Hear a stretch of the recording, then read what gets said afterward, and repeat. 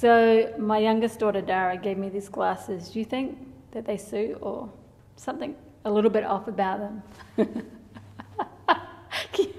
Yeah. Hi, this is Kushla from KushlaChadwick.com, helping you to create a business that you love. And today we're going to talk about raising children and running your own business. So one of the questions that I hear a lot is, how do you run your own business and be a full-time mum? Because I'm definitely an advocate for enabling as many women who want to be home with their children and families to do that, even if it seems hard. It is possible, and in many ways far easier than the general public know. So, okay, we want to focus on being a mum and being a full-time mum, but what about all the other things that are really important too? Maybe you want to make a difference to other people's lives. You have a gift or a passion or just some good old-fashioned life experience that you really want to share with others. And you want to share it because you know it will make their lives better in some way. So what do you want to do? That's the question.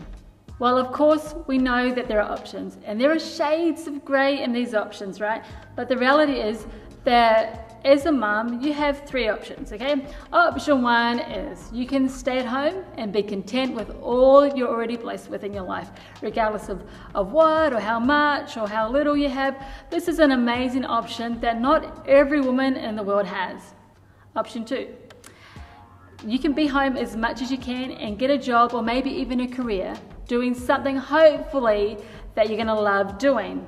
Now this is another great option for lots of women. And the third option, which is my personal favorite, is to stay at home and be content with what you're already blessed with and start your own business, working hours that suit you and your family, doing what you love and making a difference in the world. Now, they are all great options for women, but I love to teach women who choose the third option. So as an entrepreneur who teaches female entrepreneurs and the odd fellow how to run profitable businesses, doing what they love, I am totally aware of the implications for mothers who choose to run their own business. How do you mix running a business with raising children? How do you run your business so that it actually energizes you rather than draining you for the sake of yourself and your family? Now, how do you cope with all the physical, emotional, mental and spiritual demands of motherhood and business without being overwhelmed by one or the other?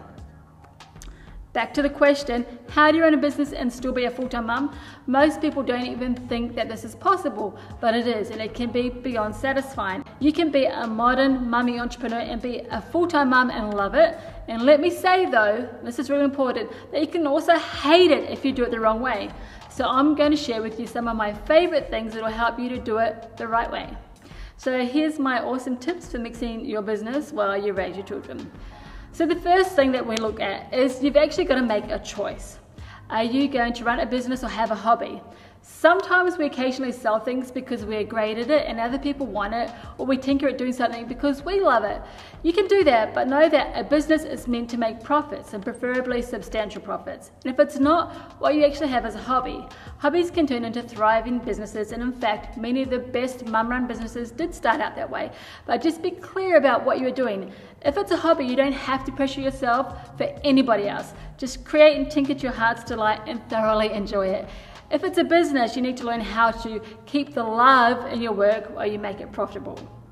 The second thing to consider is getting a mentor. So after I had been diagnosed with male pattern baldness, which was beautiful, and I was struggling with two children who had chronic tonsillitis, I knew something had to change, obviously.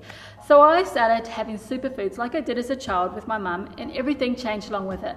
I was converted into the world of natural health, and I just was convinced that I wanted to help people to be happier and healthier themselves. I studied, I got certified, got clients, created an online program for women, all the while studying, and did I mention studying how to make my business work online.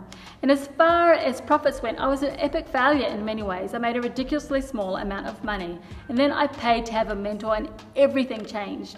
So I knew a lot of what he taught, but the thing is I wasn't applying it because I was taking advice from too many people and unknowingly ended up confusing myself.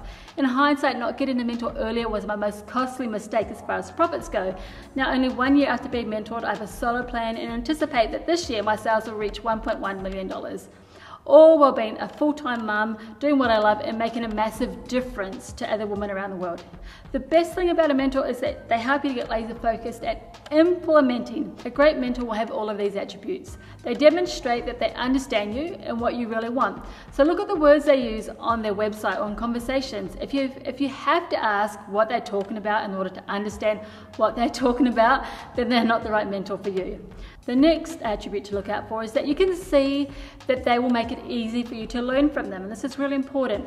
For me, that means that they speak more conversationally, they make learning materials visually appealing, and that they're even a little bit entertaining, because my boredom factor is a bit psh. So make sure your mentor suits your personality or you won't listen to them. So many people teach pretty much the same thing, right? I teach lots of the same things that other entrepreneur coaches do, and a lot of them teach pretty much the same things that I do.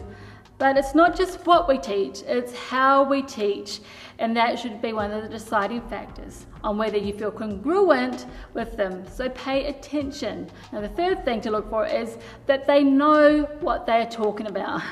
Now you'd think that would be obvious, right? But try something of theirs first. Have a look at a book or a free audio or report or even a webinar or a workshop. Make sure that they actually know what they're teaching you. While there are plenty of new teachers that are really great, there are some out there who, in the race for money, actually create really hodgepodge services, and they skimp on quality for speed. So get a taste of what someone offers before you make a decisive yes. Now, some other tips to consider for making your business work with raising your children is to make your business suit your life. Be real about how much time you can give to your business. You might be tempted to think the more time you give, the faster it will grow. Now that, my love, is simply not true.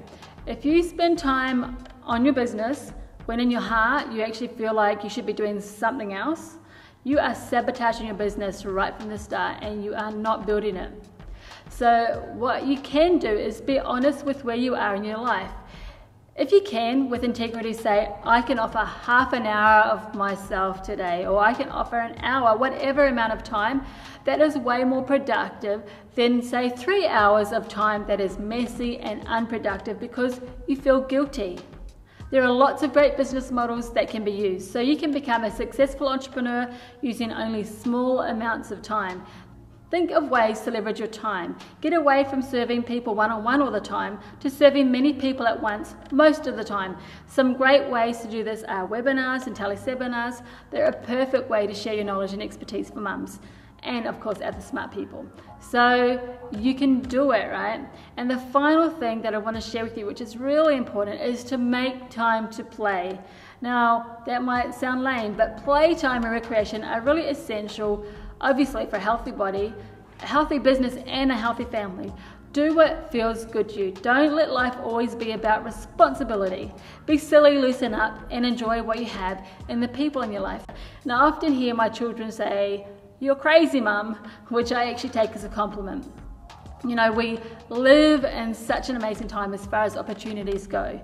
You can, and I say can, not should, you can run a business doing what you love. If you know you have a gift or a passion or expertise that you really want to share, then go for it, my friend. Now, if you are a mompreneur, I would love to hear from you. I would love to hear your thoughts. You know, what do you do to combine your business and raising children? What works well for you? And of course, if you're not a mompreneur, but some other kind of entrepreneur, and even if you're just thinking about it right now, I would also love to hear your thoughts. You know, what do you do to make sure that your work or your business actually feel good to you and obviously to your relationships? Now, if you're not here already, come on over to KushlaChadwick.com. We will be sharing the conversation, of course. And if you haven't subscribed yet, please subscribe, and I will send off to you my awesome Money Maker calendar system, which will help to raise your profits substantially over the next 12 months. And of course, you'll get juicy weekly tips to help you create a business that you love. I look forward to hearing from you and speaking to you soon. This is Kushla, and have an awesome week.